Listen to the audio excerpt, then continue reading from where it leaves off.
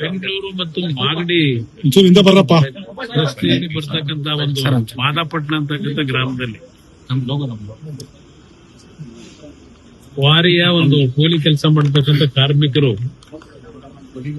7-8 ಜನ ಮರಣ ಹೊಂದಿರತಕ್ಕಂಥದ್ದೇನಿದೆ.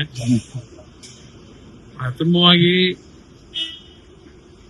ಮರಣ ಹೊಂದಿರತಕ್ಕಂಥವರಿಗೆ ಭಗವಂತ ಆತ್ಮ ಒಂದು ಶಾಂತಿಯನ್ನ ಕೊಡ್ಲಿ ಅಂತಕ್ಕಂಥ ಪ್ರಾರ್ಥನೆ ಮಾಡ್ತಾರೆ. ಆದ್ರೆ ಆ ಕೆಲಸವನ್ನ ನಿರ್ವಹಣೆ ಮಾಡ್ತಾ ಇದ್ದಂತವರೆಲ್ಲ ಬಡವರು.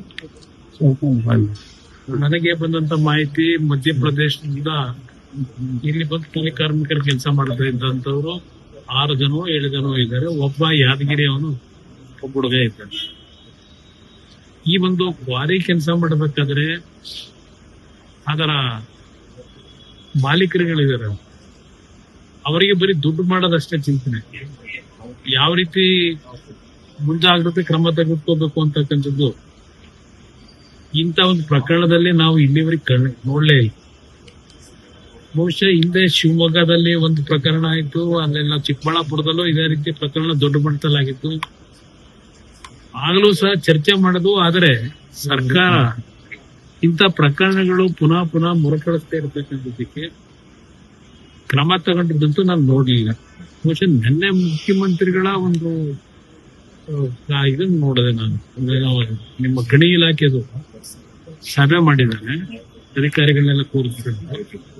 ಗಣಿ ಇಲಾಖೆನಲ್ಲಿ ಯಾರ್ಯಾರು ಲೈಸೆನ್ಸ್ ತಗೊಂಡು ಇನ್ನು ಕೆಲಸ ಯಾಕೆ ಮಾಡಲಿಲ್ಲ, ಯಾತಕ್ಕೆ ಇನ್ನೋವರೆಗೆ ಮಾಡಿಲ್ಲ, ಅವ್ರದ್ದೆಲ್ಲ ಮಾಹಿತಿಗಳು ಬೇಕು. ಮೀಟಿಂಗ್ ಮಾಡಿದ್ದಾರೆ. ಅದಕ್ಕೆ ಯಾತಕ್ಕೆ ಮಾಡ್ಕೊಂಡಿದ್ದಾರ ಗೊತ್ತಿಲ್ಲ, ಯಾಕೆ ಇನ್ನೂ ಮಾಡಿಲ್ಲ ಅಂತ ಅಷ್ಟೊಂದು ಮುತುವರೆದಿದೆ. ಮೀಟಿಂಗ್ ಮಾಡಿ ಯಾರು ಲೈಸೆನ್ಸ್ ತಗೊಂಡು ಇನ್ನೂ ಕೆಲಸ ಮಾಡಿಲ್ಲ ಅಂತಕ್ಕಂಥ ಮಾಹಿತಿ ಯಾವ ಕಾರಣಕ್ಕೆ ಕೇಳಿದ್ದಾರ ಗೊತ್ತಿಲ್ಲ ನನಗೆ. ನೀವು ಸ್ವಲ್ಪ ವಿಷಯ ತಿಳ್ಕೊಳ್ಳಿ ನೋಡೋಣ. ಮೀಟಿಂಗ್ ಆಗಿದೆ, ಇವತ್ತು ದುರಂತ ಆಗಿದೆ.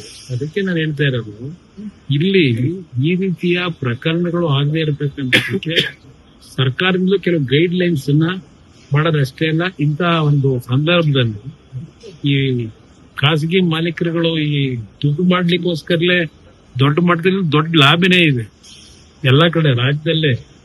ಇದು ಒಂದು ರೀತಿ ದುಡ್ಡು ಮಾಡ್ತಕ್ಕಂಥ ಕ್ವಾರಿಗಳದು ಒಂದು ದೊಡ್ಡ ದಂಧೆ ಮಾಡ್ತಕ್ಕಂಥವ್ರು ಇದ್ದಾರೆ.